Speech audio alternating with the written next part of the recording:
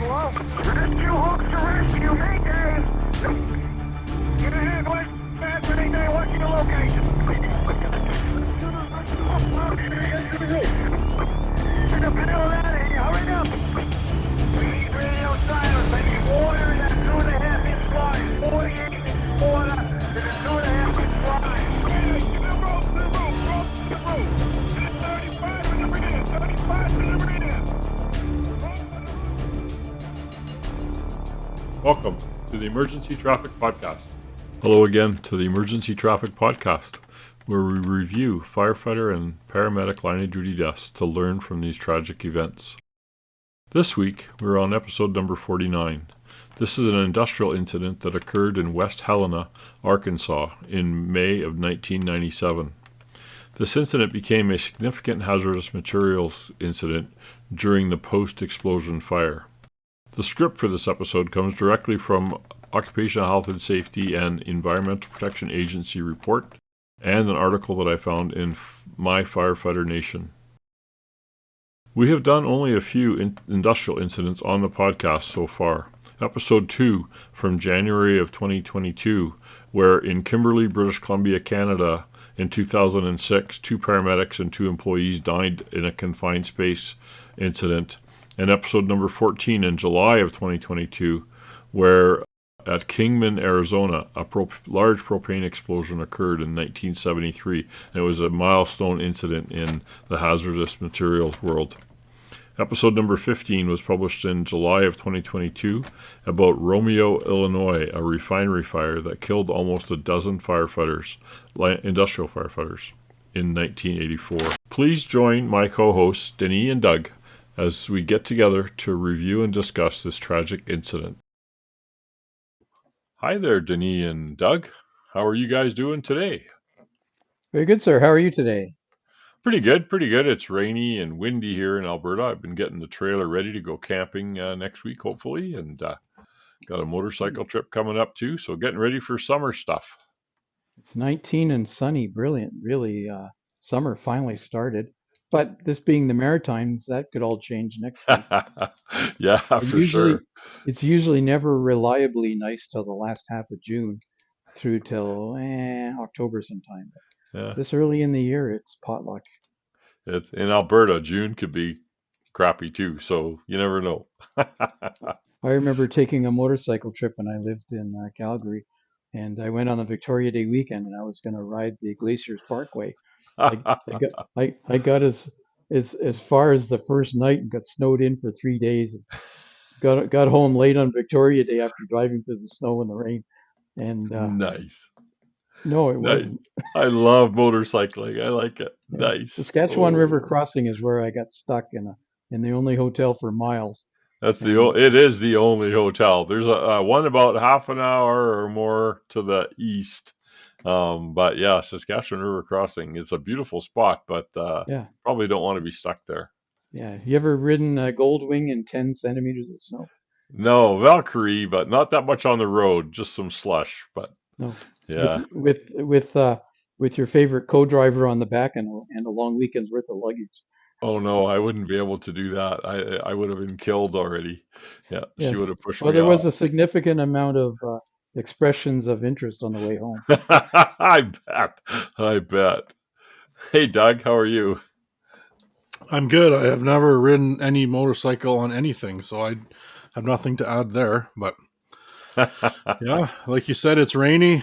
My son had his first soccer game of his life last night, which was cold and wet, but he had fun. Good. And traded a few blocks of work, so I haven't been at work in a while, but I'm working a trade tonight. Get back in the routine. We were down in Calgary for a little bit for some family stuff, but back at home doing back into the normal routine now. Nice. Get back to it. Get back to work. Come on. Yeah, well, eventually I'll get there. So a couple current events there. Denis had mentioned that he read that Ontario, and I think I saw Quebec as well, might be increasing cancer coverage for firefighters. What do you know, Denis? Yeah, well, they're extending it to wildland firefighters. The same cancer and presumptive heart and post-traumatic stress coverage that municipal firefighters, structural firefighters, in other words, have. So that's one of the major things. Because they consider that, particularly, I think it's more in the news now about wildland firefighting. And having been involved in some wildland firefighting myself in the past, I'll tell you, you can certainly get just as smoky and dirty as you can in a structural fire, although it is slightly different. The province is also looking at doing the amount of presumptive exposure and on the job, and reducing it from 15 years to 10 years for skin cancer types. So they're tinkering with it in response, in part, to one of my former firefighters in Welland, for instance. He died at 14 and a half years on the job experience, and 15 was the requirement. So there's always been that type of need to address realistically what the risks are for firefighters. So I think it's a good move, and I think it's well applauded. Yeah, on the same subject, I saw a report came out, I think from the U of A, about firefighters in Fort McMurray back when the fire happened there, and that they have determined that they do many firefighters have suffered permanent lung damage from their exposure to the smoke and particulate during the Fort McMurray wildfire. So I imagine we'll see more on that coming. And I was in Winnipeg a few weeks ago teaching incident command, and there had been a funeral, death of a firefighter, actually funeral of a Winnipeg firefighter who had taken his life. And there was an argument about the PTSD coverage because he was waiting to be referred to appropriate medical care for his mental health issues, and because he was in the waiting period still, he hadn't seen a professional for mental health. He technically didn't meet the requirement. Didn't meet the requirement for the coverage. So they were for the union, instead of Winnipeg Firefighter Union, were pushing for that with the province. So Similar problems here. There's you can get assessed, but you just can't get the service. You gotta wait up to 2 years to get dealt with. Well, 2 years is forever when you're struggling mentally. Yeah, absolutely. Yeah.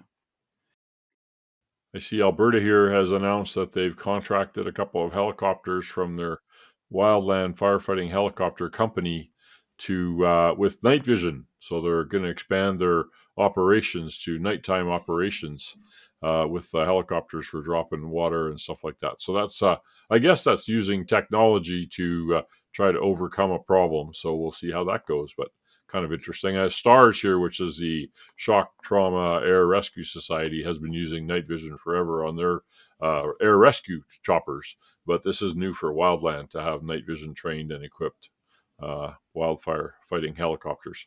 Yeah, municipal firefighters should be thinking along those lines too.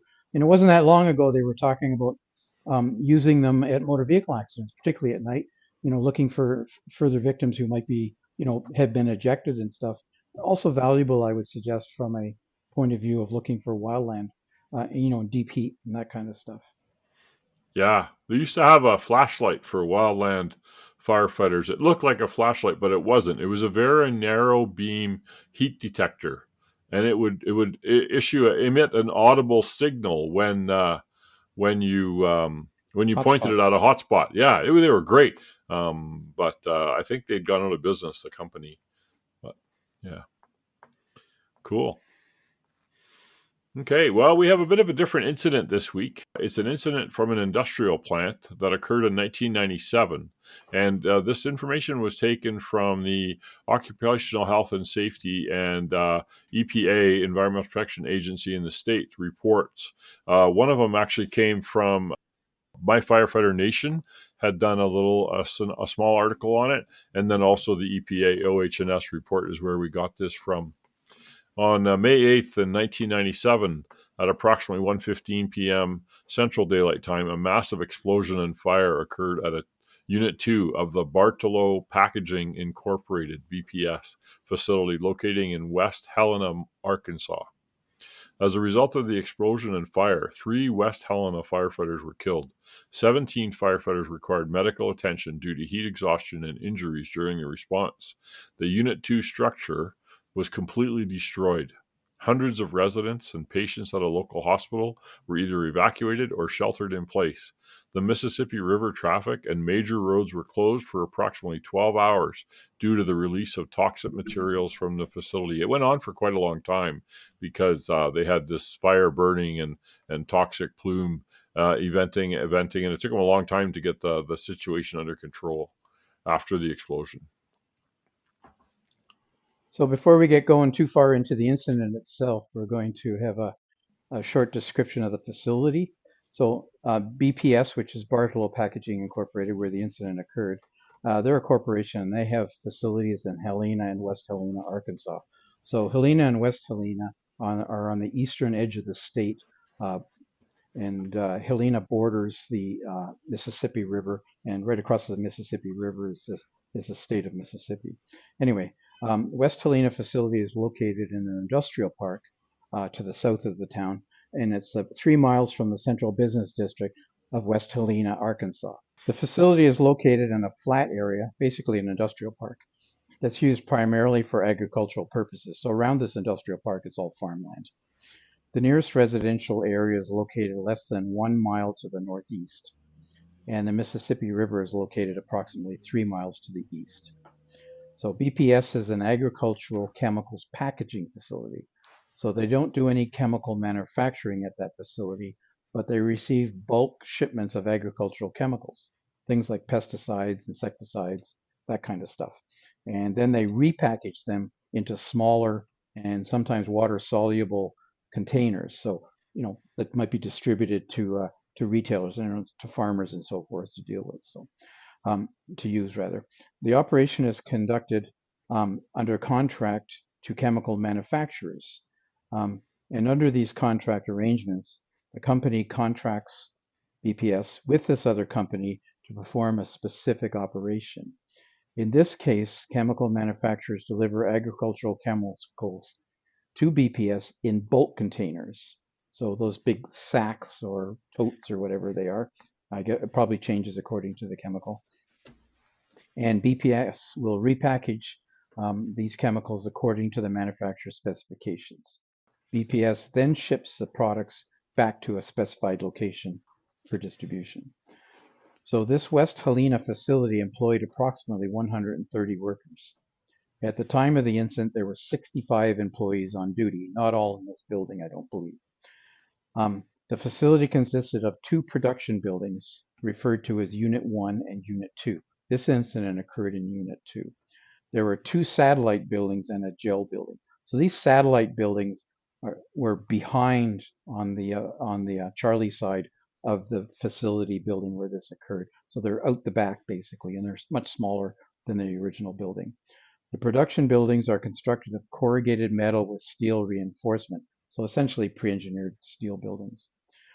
The Unit 2 building in which the incident occurred also had a 100 by 150 foot main area and a 16-foot by 30-foot loading dock. The loading dock was in the the AD corner. And it had 2 50 by 60-foot satellite buildings that were connected to the main area by breezeways, and they were on the Charlie side. In October 1995, a warehouse addition was added to the Unit 2 building. It shared the southern wall of the original building. So in other words, the warehouse addition was built on the Beta side, or the Bravo side of the original building. The addition was approximately 7,800 square feet. It was also constructed of corrugated metal, with the exception that the outside eastern wall, which is on the Alpha side, this particular area had 2 stories in height on the exterior and was constructed of concrete blocks. So the sequence of events, first of all, it's kind of interesting that one wall was concrete block. I wonder if there was an exposure on that side or something that they had to have a rated wall. Interesting. Don't really know. But anyway, so the sequence of events in December of 1995 to May 1997. In December 1995, BPS provided Microflow Company a quotation to repackage bulk AZM 50W, which is a pesticide called N-Z-Fos-methyl, into 1 pound water-soluble bags. I guess it could be dipped into a tank to produce a solution of of this pesticide. BPS Anzine phos, I think, is how you enzyme pronounce it, phos. which Okay, means it's probably enzyme got phos. phosphorus in it. Right, enzyme phos methyl 50W. BPS was to provide warehousing for a 2-week supply of materials being repackaged and 2 weeks prior to and following repackaging. As part of the contract arrangement, BPS requested the Microflow Company, MFC, to do a presentation to the BPS workers and managers on safety and health issues related to worker exposure and handling of the AZM50W. The request was based on the toxicity of this AZM. The presentation was to be delivered prior to the repackaging operations starting. In January of 1996, BPS sent a letter to MFC expressing concern about the reactivity, flammability of the AZM50W. Their concern originated through a conversation with a representative of Bayer Agricultural Division. Bayer noted that it had experienced a number of incidents involving thermal decomposition and or fires involving Gruithon, Bayer's AZM formulation. So a different company, different manufacturer, different formulation. They had some issues with fires and heating. MFC and BPS personnel met in February of 1996 to discuss the suitability of the BPS packaging and equipment and the apparent inconsistency on the AZM50 fire and reactivity hazards. So they were seeing two different problems here, and they weren't sure which one was right. As a result, BPS proposed to construct a water deluge system to accommodate a potential smoldering of the product. The parties agreed on a system that would run water lines to the repackaging hopper with valves located by the repackaging room door. In case of a bad odor while running the equipment, the operator was supposed to flood the hopper with water. In May of 1997, which is when the event happened, BPS West Helena, before 10 a.m. work break, a truck driver arrived at BPS Unit 1 at 7:20 a.m. He was received by a BPS employee who directed him to Unit 2, which is where this work was going to take place. Once in Unit 2, the truck driver broke the truck seal at 8 a.m. The truck was not unloaded immediately because the forklift operators were unloading empty drums. The truck that had the empty drums was unloaded by 9:55. From 10 a.m. break to lunch break, the BPS forklift drivers began unloading the first truck after the 10 a.m. break. They had to move other material in the new warehouse addition, empty cardboard and drums, to make space for the incoming AZM. According to the BPS forklift drivers, the cargo was located along the new warehouse north wall on a 2-row double stack arrangement. They also stated that AZM pallets were spotted approximately 6 inches from the north wall. While unloading, forklift drivers and nearby employees noticed and made comments about a strong odor.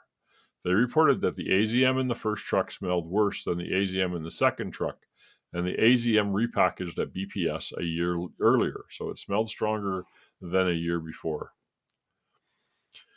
The forklift driver reported a spill in the new warehouse addition right after the 10 a.m. break.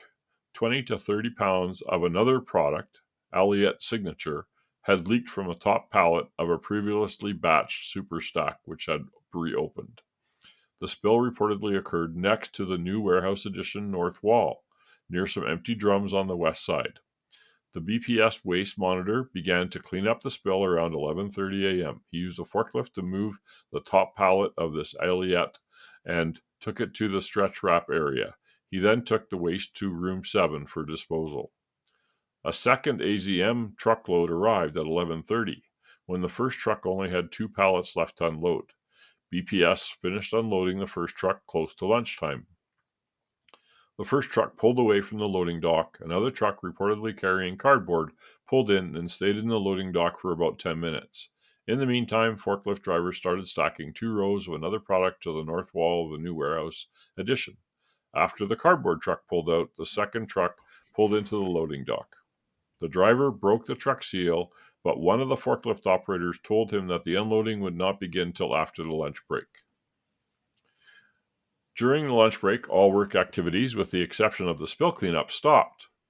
The BPS waste monitor completed the Aliep signature spill cleanup around 12:20. He called the shift supervisor to check on the spill cleanup. After the lunch break, the forklift supervisor returned from lunch, then went back to the slitting room to wrap a pallet. He was the first person to see smoke. He described it as a yellow smoke puffing through the hole around the compressor header pipes.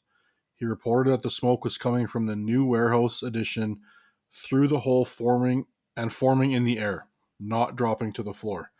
He also stated that the smoke had the same smell as the AZM that had been unloaded earlier. He did not see fire but called fire on the radio at what he thought was approximately 12:50 p.m. He grabbed a fire extinguisher and went to rooms 8, 9, and 10 to get people out. He then looked back to the compressor area and saw a large cloud of what appeared to be smoke. He tried to go into the warehouse area, but the smoke was too dense. Another employee was in the warehouse with an extinguisher. Neither employee used their fire extinguisher. They left the unused extinguishers in the warehouse and evacuated. In the meantime, the shift foreman called code red, and the evacuation process continued. Most employees reported seeing yellowish smoke. Others reported that the smoke to be lime green. All the employees reported seeing the smoke coming from the new warehouse addition in the area where the AZM had just been placed, or through the wall holes around the compressor pipes into the slitting room. Employees also reported a rotten egg or skunk odor. The production manager called 911. The West Helena Fire Department, or WHFD, received the first notification at 1:02 p.m. According to the 911 call transcription, BPS reported a small, smoldering fire with no flames. The production manager stated it is where some product was set next to a hot line off an air compressor. It's starting to get a little bit of a smolder, but no fire. But it's lots of smoke. The caller also referred to a 1,500-pound super sack. A second notification to the Helena Fire Department was received at 1:09 p.m. 3 maintenance employees went to Unit 2 after the radio fire call. All of them reported seeing smoke coming through the holes around the compressor header pipes. They described it as a light yellow close to the roof and thick gray or tan near the floor. One of the employees turned the exhaust fans on. Reportedly, this employee thought that one of the super sacks of microflow was leaning against the pipes. The other employee went into the electrical panels. The electrical panel was adjacent to the compressor room on the way to the breezeway leading to Satellite 1 and turned the compressors off. During the evacuation of Unit 2, truck driver 2 observed yellow smoke coming out of the back of the building. One of the forklift operators told him that there was some fire close to some pipes. Without having unloaded any product, he closed the doors to his truck and pulled his rig away from the loading dock, taking it across the street. The shift foreman took a roll call and one employee was missing. A fire truck arrived at 1:15 p.m., just after the first roll call. The firefighters stated that they thought yellow product was coming from the building. The WH fire chief arrived shortly after the fire truck. One of the firefighters received an MSDS from a BPS employee. He checked the Department of Transportation, or DOT, hazardous materials booklet and noted that one of the products on site was water reactive. The production manager discussed the product's reactivity with the West Helena fire chief. He gave the fire chief a binder of the MSDS and a floor plan. The WHFD fire department called volunteers, other emergency services, and the Helena Fire Department for backup. After consulting with the West Helena fire chief, the maintenance manager closed the 3 roll-up doors to the loading dock and satellites 1 and 2. Several BPS employees went to Satellite 1 to locate the missing employee. He was located in the upstairs reclaim area and escorted out. A second roll call took place and all employees were accounted for. Okay, further along here, the West Helena fire chief and the maintenance supervisor discussed the location of the smoke. The fire chief observed that the smoke looked more like a powder or a product other than smoke, and that it was seeping instead of puffing. The maintenance supervisor unlocked and opened a side door on the east side of the new warehouse location for a firefighter. So this is on the alpha side. But the yellow smoke was too thick for the firefighters to enter. The firefighter reported back to the West Helena fire chief, and the West Helena fire chief asked the production manager to show him the building layout in order to check the location of the smoldering super sack. The West Helena fire chief then asked about the danger of an explosion, and the BPS president, who was apparently there, said that there was no risk. The 4 firefighters then walked back towards Unit 1 to get a lifeline. They returned to the Unit 2 building closer to the Room 9 exterior wall, the east wall. So Room 9 and Room 10 is actually inside the warehouse along the alpha wall. A bell started to ring inside the building, and the maintenance supervisor explained to the firefighters that the sprinklers alarm had just gone off. The maintenance supervisor then observed water coming from the sprinkler alarm on the east side, so that would be coming out the telltale. The water gun, yeah. Yeah, indicating that the sprinkler system had in fact been activated. At around 1334, the alarm company received a fire notification. So the alarm system was connected. The on-site activation of the sprinkler system sends electronic notification simultaneously to its activation to the alarm company. The maintenance supervisor asked firefighters to wait for him, and he was going to go turn the power off before they entered the building because the equipment inside was still energized.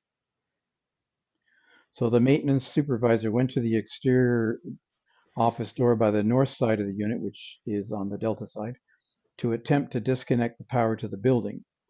The disconnect power box was located on an interior hallway between an office on the left and the maintenance shop on the right. He entered the office and proceeded to the door leading to the hallway. Suspecting that there was a fire, he felt the door and found that it was hot to the touch. He cracked the door open and observed that the shop area was full of smoke. Based on that, he determined that he could not safely reach the disconnect box and retreated. He notified the West Helena fire chief that he was unsuccessful in disconnecting the power to the building. So at about this time, the Helena fire chief, who had been, the Helena Fire Department had been called a mutual aid, you may recall, and his driver were just down the street when they heard that request for mutual aid, and they responded immediately to the scene. Upon arrival, both the chief and his driver observed yellow smoke coming from the facility. The Helena chief approached the West Helena chief, who was at the time meeting with the facility personnel looking for an assignment. The West Helena chief handed him the MSDS sheets in the binder and asked him to evaluate the hazards being presented by the products. So the Helena chief reviewed the MSDS sheets, and based on his evaluation, he felt that it would be appropriate to pull back and develop a plan of attack prior to approaching the building. He was on his way to approach the West Helena chief to relay his information when the explosion occurred. We used to say for Haz Mats, be safe, stop and first evaluate. Yes, rule of thumb. Yeah, rule of thumb. My thumb's not big enough. if holding your thumb in front of your face, if that doesn't cover the scene, then you're too close. Yep. An electrical company's serviceman who had an appointment with a nearby facility saw the police and firefighters and went directly to the BPS site. He tried to get in the building by the office door, but also felt heat on the walls and decided that he would turn the power off from the main power cutouts that were outside near a transformer, probably one of those pad-mounted transformers. Yeah. He observed yellowish dust or smoke coming out of the vents in the building. So the main power cut consisted of 3 individual legs. The serviceman pulled the first leg, and as he was getting ready to pull the second leg of the power, the explosion occurred. So it's 3-phase power, right? Yeah, 3-phase. Yep. Yeah. So pulling one leg doesn't do a disconnect. You got to pull at least 2. So this was going on at the same time. So there's a bunch of stuff going on here. Yeah. So a firefighter reported seeing a mushroom cloud on the east side of the building. So that's the alpha side. Another firefighter reported hearing a woofing sound, like you would hear when you throw gasoline on a fire. Don't do that at home, folks. Don't do that at home, folks. No. If you don't know what that sounds like, it's not time to be experimenting. Trust me. At the same time, he saw a massive fireball coming from the building. So the explosion that was occurring caused the cinder block wall on the alpha side to collapse. And when this did, the 4 firefighters who were standing just near that wall were struck by the wall collapsing. 3 of them were killed, and the remaining one was seriously injured.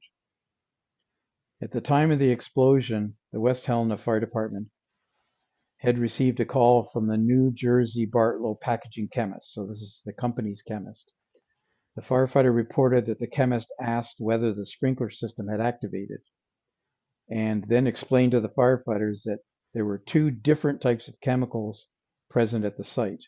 According to the firefighter, the chemist said that these chemicals would explode if water was put on them. So these are water reactive chemicals being stored in a building with a sprinkler system. With At 1:39 p.m., the alarm company was notified of the explosion. yeah, so So you've got a thermally unstable chemical stored with a water reactive chemical in the same building for repackaging. Right. These are hazmat nightmares. If you have a transportation incident with these chemicals on board a truck and you're a firefighter responding and you read the manifest, you'd be quite concerned, I would suggest. And you had a heat source. You had a compressor working in the same area producing hot air pipes, which I didn't add that all into the reading part because it was kind of long, but there was hot air pipes that they figure one of them was touching something, and that's what started the smoldering. So things were moving along pretty quickly. I'm just going to recap times here. At 13:02, the fire department received an alarm. At 13:09, they received a second alarm on it. And at 13:15, the first truck arrived on scene. So a pretty good response time for a volunteer service, 13 minutes. Yep. And at 13:34, the sprinkler system activated. And at 13:39, the building detonated. So about half an hour from the time of alarm to the time of the explosion. Pretty quick. Yeah, that magic 20 minutes. I tried to find, some of the reports said that there was an NFPA report on this incident. I searched all over the internet and I could not find another than the EPA report. So we don't have any information on the departments and stuff like that. Not really a fire-focused report, unfortunately, except for the, from the EPA OH&S side. But anyway, I think West Helena at the time was only like 15,000 people, something like that. Right, so same as relatively small community. Where I live here in Lacombe. Yep, same thing. Bigger now, but smaller. Yeah. So emergency response actions, the BPS emergency pre-planning, which when we're talking about especially industrial incidents or large fires, it's nice to talk about what kind of pre-planning and preparedness they had. So BPS was an active member of the local emergency planning committee. This is something that's required in the United States, LEPC, which is just to bring awareness to the community. There's a few of them here in Canada. Around Sarnia and also in Fort Saskatchewan through what they call Fort Saskatchewan, they call it Northeast Regional Community Awareness and Emergency Response. And they try to meet and keep people informed, and they have various plans and notification systems and training and communications. Something I also wanted to mention here was if anybody's really interested in chemical incidents, of course, we only do where there's line of duty deaths, but there's all kinds of chemical events that happen. And if someone wants to learn more about that, the Chemical Safety Board in the United States does exhaustive investigations of any fatal or serious chemical incident. They do a really big investigation, and they actually develop videos, animated videos of the events that happened and transpired and how they were handled and the causes and the results and stuff. They're really good. So if you're at all into hazmat and chemicals, free online, csb.gov, I think, and you go into investigations, and there's really good videos about these kind of events that are quite interesting. Anyway, so they had a written emergency response and contingency plan dated September 1995. They had made arrangements with the West Helena Fire Department for emergency support and had provided copies of the written plans and MSDSs. BPS had also invited the fire department to tour the facility and to participate in emergency drills. The West Helena firefighter stated the fire department personnel had toured the facility approximately a month before the incident. This is something else that I was doing a lot in Fort Saskatchewan and a little bit in Clearwater, is we used to send the guys, I called it orientation by osmosis. And they would just go out in an evening practice. I split them into 3 or 4 groups and just go walk around and learn the place. So at least you've been there. You couldn't really do any training because there was just too many facilities and not enough time. But at least if you'd been there, you could check it out. Here in Lacombe, and I don't know if you were on any, Doug, but we went to Nova, we went to Dow, just to tour around on an evening practice to see what the place looked like, right? Do you remember those? Yeah, I did a couple of them, and it was always nice to go there when stuff wasn't on fire, to be there in a calm sense, to get your wits about you and know where stuff was instead of having no idea. I also did a mock disaster thing that Dow did. Yeah, I did a few of those too. I was a little upset because our fire chief was also Dow's fire chief, and he knew what was going on, and he didn't tell us what truck to bring, and we brought the wrong one. Oh, shame on you. Well, our task was to rescue a guy off of a roof, so we needed a Stokes basket. Well, he didn't tell us to bring the truck with the Stokes basket. We brought the other truck. So we lost points on our evaluation because we didn't have the right equipment. And I was like, well, that's not our fault. We didn't know we were coming to. Whatever, doesn't matter. But, that's like that. Yeah. Kimberly, the people in the monitoring pit. One of the first episodes we did, where the 4 workers died 2 workers and 2 medics died in a sump well, and they were called out. They didn't know it was a water rescue. They thought it was a water rescue, people in the water, and so they went with water rescue stuff, and it turned out to be a confined space rescue. Slightly different. Yeah, it was like episode 3 or 4 of this podcast. You had something. Well, it just shows that a call that comes in on a water rescue could be anything. It could be in a sump with sour gas. It could be a bridge collapse. You never know. That's right. Good one. So I know that there are jurisdictions that question the value of doing these site visits, but I would say that they're wrong. There is a lot of value there, and I'll give you some simple things, like even just knowing which gate to approach. And most of these facilities, this one not, but a lot of facilities like refineries and so forth and chemical plants, they have gates, they're fenced, they have security systems and security guards, and they have a pretty rigorous check-in system. Consider that your first accountability system when you arrive on site at these locations. They can be, I was fire chief of a refinery. We had 250 acres of tank farms and production facilities and maintenance facilities and fire halls and pump houses. You could easily misplace yourself, let's put it that way, and not know where to go in these facilities. So you also, not only do you get to know where to go, you also get to meet some of the key personnel. So you get to know that, for instance, when you arrive there, that you're going to meet the security guard, and then you're going to meet the shift foreman, and the shift foreman is essentially the senior person on site after hours. Different facilities might have different names for this person. So you know how to, who to talk to. You understand better how the organization works at the facility. So you're not just a greenie walking in the door that has no clue at all. So you have a much better appreciation of how you would interface with that facility. And also, I think if you're paying attention, you can get a pretty good appreciation for their ability to handle an incident themselves.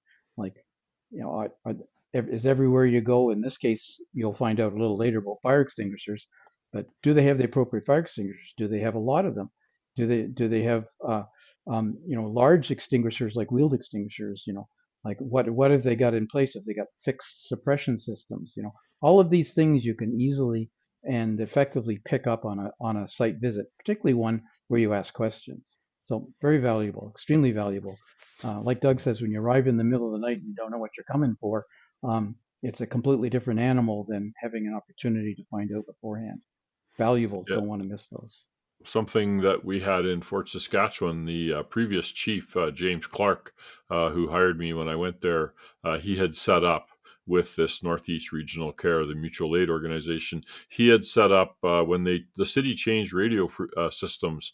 He actually gave all the old radios to each of the to NR to distribute amongst its members. So all the different plants had a radio, and the fire department had the radio, and the city had the same radio. So they all had this NR radio channel. And I kept that going when the city changed again. I got arranged it so that they could have the new Alberta First Responders radio system radios for emergencies. And I had a policy with my I had a policy with the captains on call that anytime they got a call to an industrial facility, they would call them on the radio, call the whoever had the radio. Usually it was at the security desk, and say, "Hey, like this is Fort Sask Fire. We're coming. We hear you have a problem. What do you want?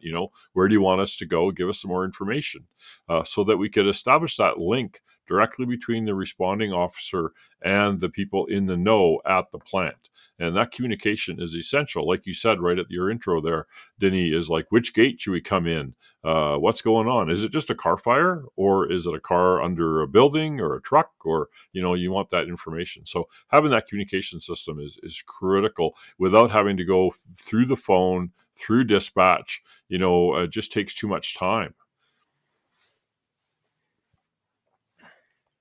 So BPS, as I mentioned, was active in the community planning and stuff like that. According to BPS employees, the facility had several fire extinguishers, but they were only to be used on non-chemical fires. Employees were instructed not to fight chemical fires, but to immediately evacuate the building, which makes sense.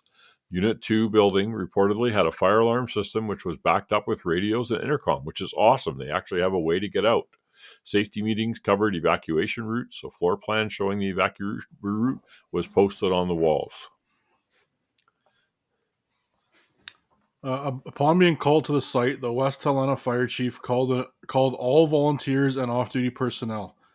He also called the Helena Fire Department, the Emergency Medical Services, the State Police, and the Phillips County Office of Emergency Services. The office notified the State Office of Emergency Services, schools, and radio stations in accordance with the county and LEPC plan. At the time of the explosion, the Helena Fire Department had just arrived. The priority immediately after the explosion was to rescue the injured firefighters and control the fire. Both of the fire departments retreated from the fire after rescuing the only survivor from the reconnaissance team. Police and emergency medical services also arrived on scene. Several firefighters were treated on site because of minor injuries and heat exhaustion. The fire chiefs issued an initial evacuation order downwind of the smoke plume, including the Helena Medical Center, and called the West Memphis Haz Mat team. At 3 p.m., the West Memphis Haz Mat team arrived on the site to support firefighting efforts. They provided the first air monitoring equipment. Due to the extreme toxicity of the chemicals involved and changing wind conditions, the evacuation was extended to a 3-mile radius area. Most of the Helena Medical Center patients were taken to a community college and others to a hospital in Clarksdale, Mississippi, which is across the river, as Denise said. Residents of the West Helena and nearby Helena were sheltered in place.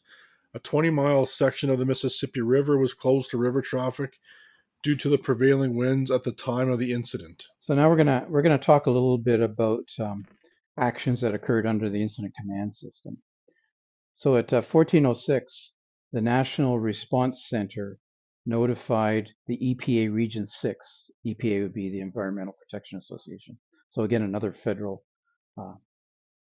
organization. Anyway, notified EPA Region 6 of the fire and the explosion that had occurred at BPS. The initial notification had no information regarding fatalities, injuries, or the evacuations that had occurred. At 1700, EPA received a second notification, indicating that the incident was out of control and that they were requesting federal assistance. EPA Region 6 dispatched 2 on-scene coordinators and activated the regional response team. Other federal groups joined the EPA in this response action. So the Department of Defense at their Pine Bluff Arsenal provided atropine and real-time air sampling equipment. The atropine was intended to be used as an antidote for AZM exposure of responders and community members. AZM contained a nerve agent type action, I should say. The regional response team contacted several chemical companies for scientific and technical support. Among these companies contacted was Mobay Chemical, DuPont, Bayer, Rhone-Poulenc, and ELF Autochem, who sent representatives to the site to voluntarily assist in the response action. DuPont also deployed its Haz Mat team to provide emergency response support. Response organizations continued air monitoring to determine if the plume contained dangerous levels of toxins. Based on wind conditions and monitoring results, the evacuation was downgraded to standby status. Local authorities allowed evacuees in the 2-mile radius to return to their homes. On May 9th, the incident command system was officially implemented, and numerous federal, state, and local agencies and organizations provided support within the ICS structure, including the US EPA, the US Army, Arkansas State Police, Office of Emergency Services, the West Helena and West Memphis Fire Departments, OSHA, which is the Occupational Safety and Health Authority, US Alcohol, Tobacco, and Firearms, ATF as we're known, the Centers for Disease Control, ATSDR, which I don't know what that is, NFPA, DuPont, BPS, and others. So there was a pile of people there. I know based on my experience, when you have incidents that bring in a whole bunch of different organizations like that, it starts to become quite a zoo to contain and control and communicate effectively. I've had rail derails with Haz Mat and similar type stuff happening, and it becomes quite a zoo. You got to find a place for them all. The EPA on-scene coordinator directed the response through the ICS operations.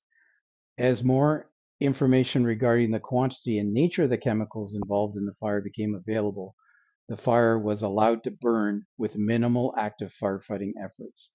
This decision was made based on the potential water reactivity of the burning chemicals and the concern that incomplete combustion products could be more harmful than those generated by complete combustion. This is a really common decision-making process, right? Do you fight the fire or do you let it burn? And every hazmat incident that I've been to, you always have this conversation in your head, if not actually on the ground with other folks.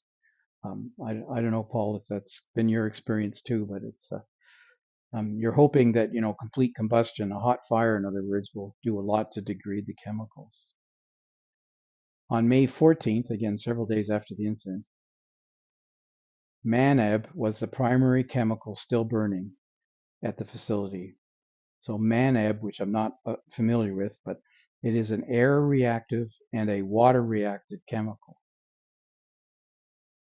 After several unsuccessful efforts to extinguish the fire, emergency responders decided to spread the MANAB into thin layers and then to fog it with water.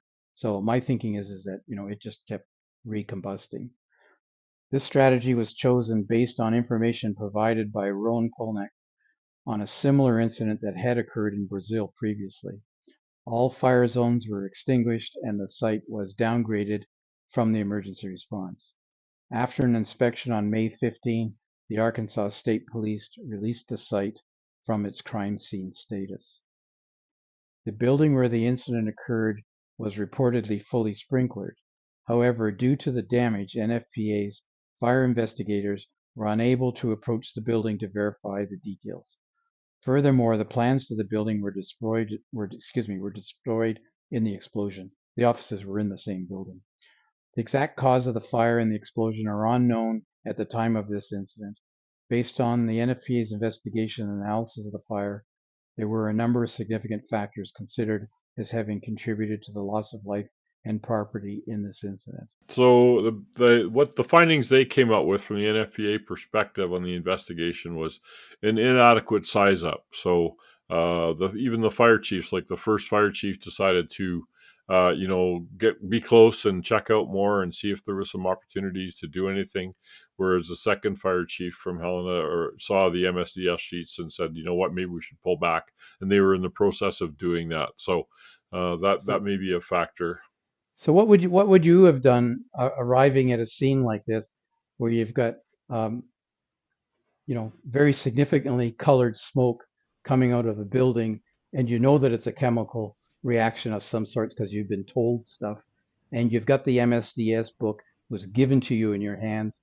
You have the plan of the building given to you in your hands. And why would It, you feel, I wonder, compelled to put people inside to evaluate? it's so hard when you show up with Johnny and Roy in the big red truck. There's so much pressure that you're expected to do something. And that's the hardest thing in a hazmat is to do nothing, is to back off and just go, okay, let's just evaluate this. Let's see what happens. That's why I said years ago I took my first hazmat training was a guy from Louisiana. Daryl Begnode was his name, and we called him the Raging Cajun. And he taught at LSU a lot, and he came up to Saskatchewan 2 or 3 times and did training before we knew what 1072 or 472 was. And he taught us that, be safe, stop and first evaluate. So that's the problem. But it's easy for me to say that here, sitting in my chair. Well, first of all, Johnny and Roy were in the little red truck, not the big red truck. Right. Nice. I like it. I'm glad we got that cleared up.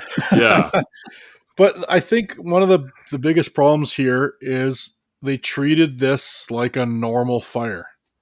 You show up, there's smoke showing, we're the fire department, let's go put the fire out. Yeah. And you need to be aware of all the different things in your response area that could go wrong, right? Because you're there for when the things that could go wrong finally do go wrong. And a high rise is not a private dwelling fire. A 3-story walk up is not a commercial building. They're all different. A plane crash is different. An industrial fire is different.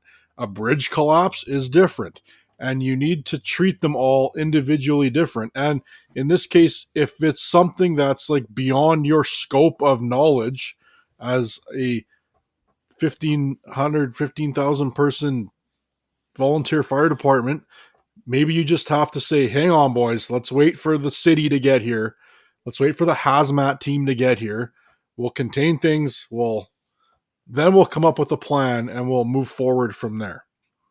The joke about hazmat, right, is hurry up and wait. You get there, you wait, you figure it out, you have a game plan. But I get it. It's hard. You show up, there's a building on fire, there's smoke pouring out of it. They called you to fix the problem. We're all problem fixers. We want to go do something. So it's hard to sit back and say, hang on, fellas, let's just wait a sec here. I'd be interested in knowing what the production manager and the president of the company, who were both on scene with the fire chief, I'd be interested in knowing what interaction was occurring.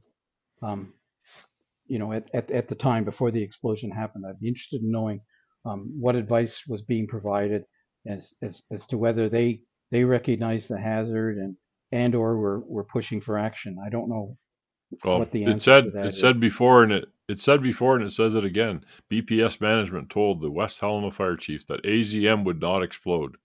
Of course, it wasn't only AZM in there. That was the problem. And we've seen this before, though. We saw this on the cell phone tower collapse, where they rushed in to treat the people and didn't take the risk assessment of the cell phone tower falling in. The Kimberley mine rescue, same thing. The first person went, the second person came, the third person, the medic came, saw 2 people laying in the bottom of a well, 20 or 30 feet down, and went in. The fourth person, the other medic, went in to rescue his partner, and they all died at the scene. So we see this over and over. That's why we do the podcast. The other thing that this never talks about is I never remember anybody here mentioning anything about like on-site fire personnel. Like most industry plants have either their own fire department or operators that are also firefighters when stuff goes wrong. So if they don't have any of that, there might not have been much of a conversation between the plant people and the fire people because there's nobody with knowledge of both, right? There's the plant people are like, well, you're the fire department, you figure it out. And the fire department's not the plant people. They don't know.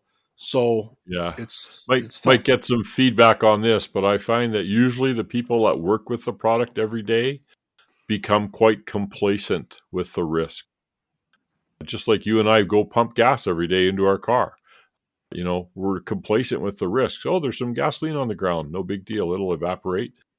So that's the problem. And no, this is a small packaging plant. They didn't have any full-time emergency response staff on scene. It's only in the bigger places that you end up with that. The need So let, like I said, I could easily say them being like, well, I don't know. You're the fire department. It's on fire. You figure it out. Yep.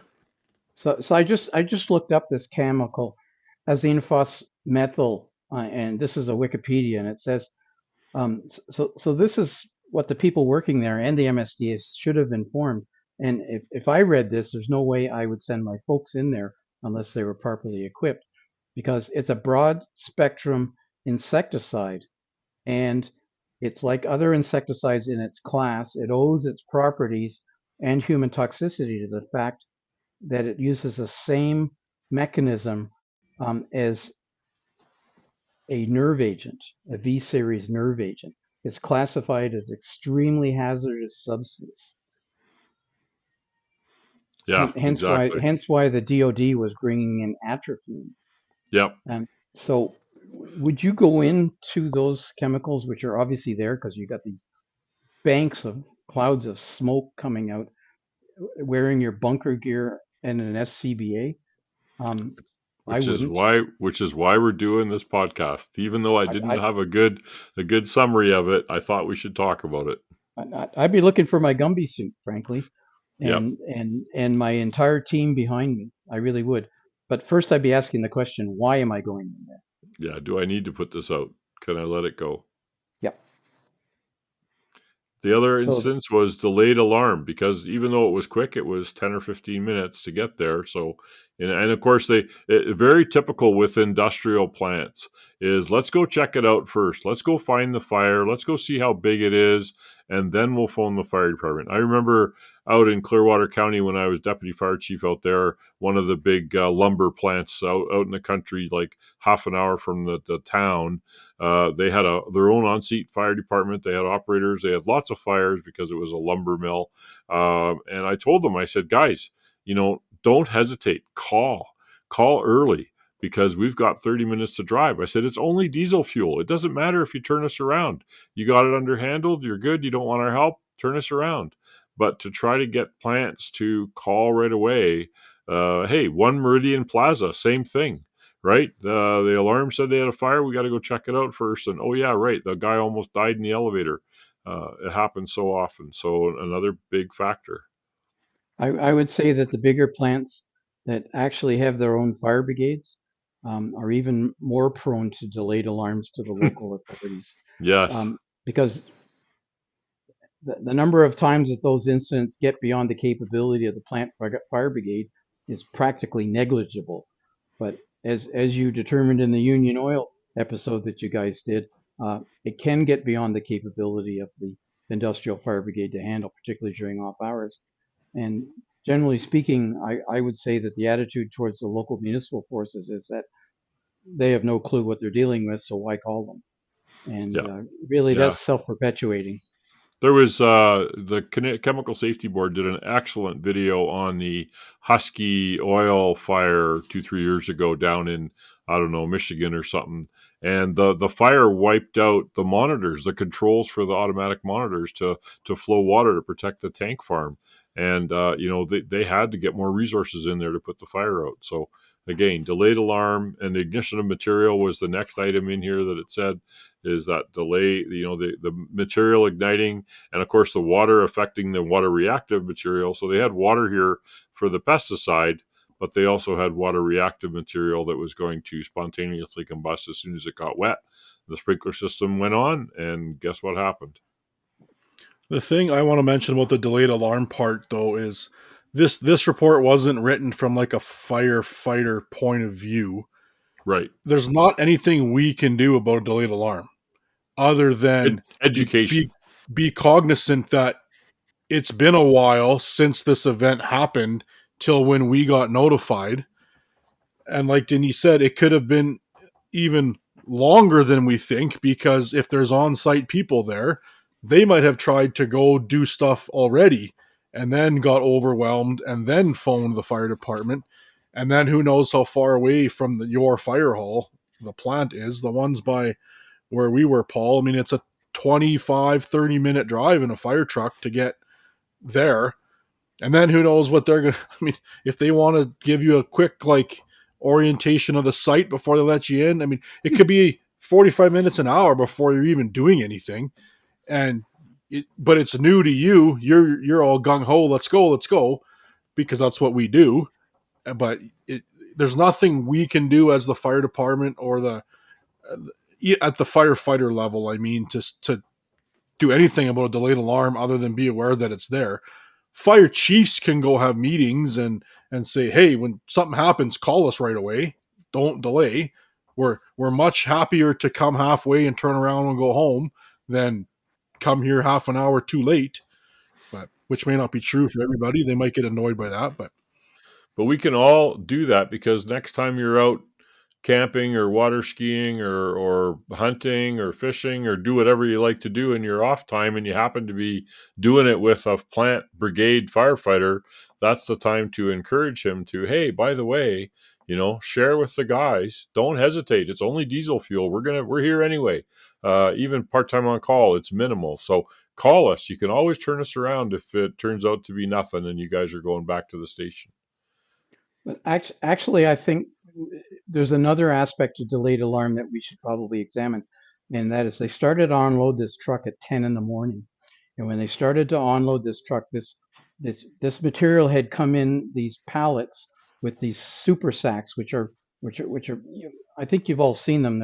They're like tote size, right? And they're big bags, is what I suspect these are, full Yeah. of these chemicals. And they said that the aroma that was coming off of these was very high. And they took these and they put them in the warehouse and they double stacked them in the warehouse. Yeah. So this was May in Arkansas. It was probably pretty warm. You jam all these together into a tractor trailer and then you close the door. And who knows? It may have been sitting in there for a day or two. Who knows? So this material is subject to bulk decomposition. So it starts to degrade. It starts to degrade when it's exposed to heat. So this material is in the back of his van. It's hot. It's all jammed in, pallet on top of pallet, next to pallet. It's all in there together in these bags. It's really hot. So then you're pulling it out. It's already started to decompose. You can tell because they're smelling it. They said they put a sprinkler system into the packaging. And what was the trigger for turning the sprinkler system on? When it started to smell. Yeah. So that was the trigger. So they already knew that smelling's a bad thing and that you should put water on and cool it. So they already knew that. Then they took it into the warehouse, which was obviously full of materials because they had to move some other materials out of the way.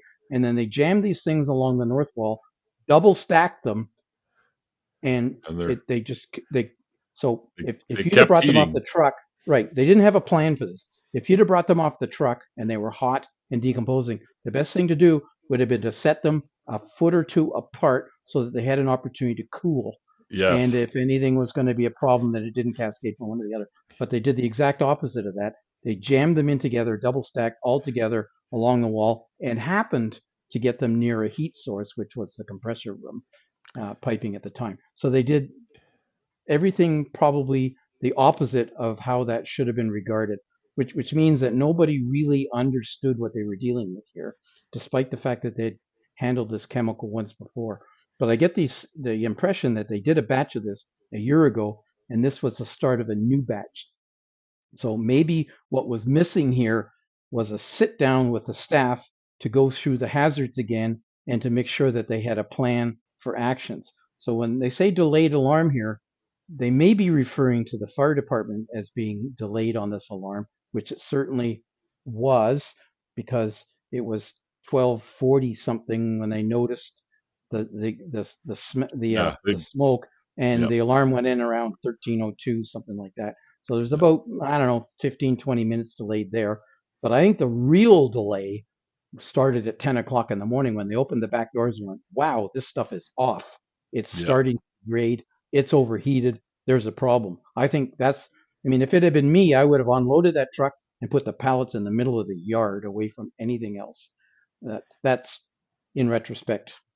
That's an excellent point, Denis. And in looking in the supplemental material from the EPA report, they did have a couple of different MSDSs, and there was a wide disparity in reactivity temperature from one MSDS to another. The one was like 150 degrees, and the other one was like 180 degrees. And so that early on in the podcast, they talked about the discrepancies they were seeing from one company to another with the same product, and so that leads to this is, and it could be a batch discrepancy too, right? Right. But so you don't need a 180-degree day to cause this stuff to go off. No, You, no. you've got a bin or a super sack of this stuff. It may be 100 degrees on the outside. What is it in the middle of a chemically reactive substance? So Yeah, it's like spontaneous combusting, right? So right. if you got a pile of wood chips or something, they don't spontaneously combust on the surface. They spontaneously combust in the middle where the heat is most concentrated. So Oh, you wood chips aren't to know how wood, warm this is, you'd actually have to stick a temperature probe in to find out. wood chips aren't combustible. I put them all around underneath the trees all around my house. And good luck with that. Yeah. The other one was the proximity of fire personnel to a building containing unidentified hazardous materials. So they knew they had bad stuff in there. They knew they had water reactive in there. They knew they had something heating in there, and they were close. And that's that rule of thumb. If it's a hazmat, are you too close? And stop and be safe. Lack of a rapid intervention crew. So I guess they didn't really talk about it in the report. So one of the other things noted was ignition of the material. And I'm not sure why this is listed as a cause of the fire and explosion, because they don't know whether it ignited from the spontaneous bulk decomposition. Did Right. that cause a fire? Or was it the heat buildup from that triggered the sprinkler system, which industrially wouldn't be your 165s, they're probably higher than that, right? Yeah. Yeah. Maybe 200s. Yep. And so there'd been a lot of heat from that decomposition that was going on, but then that triggered the water sprinkler system, which would have caused ignition of this other materials, which Exactly. Yeah. then Good point. from then on, you've got a runaway, um, you got a water reactive fire occurring, which is heating the building, which is causing this other material to get hotter and hotter and causing it to thermal runaway on bulk decomposition, which is then feeding the high temperatures and producing the toxic gases. So you got a ball rolling here. It's feeding itself. Yeah. And it went on for a week. Yep. The BPS management had told the West Helena fire chief that AZM would not explode. Neither facility personnel nor the documents handed to the fire department conveyed the danger of explosion. The MSDSs for AZM used by the BPS personnel and firefighters was provided to BPS by MFC. The MSDS, a lot of abbreviations here, sorry, includes the following information concerning the thermal stability and reactivity and flammable hazards of AZM 50W. It said the flammability rating 0, non combustible. The reactivity rating 0. And it said stable under normal conditions. High temperatures may cause hazardous vapors. Store in cool, dry, well ventilated place. Do not place near heat or open flame. So, there's no data on the AZM indicating possibility of an explosion. It does not include a safe storage temperature, though, or a decomposition temperature. It does, however, warn against placing it near heat. Well, I suspect that the explosion occurred not because of the AZM. Yeah, It probably occurred because of this other material called manab, and with the water. manab is another insecticide, fungicide, sorry, and it's manganese and ethylene bis dicarbonate.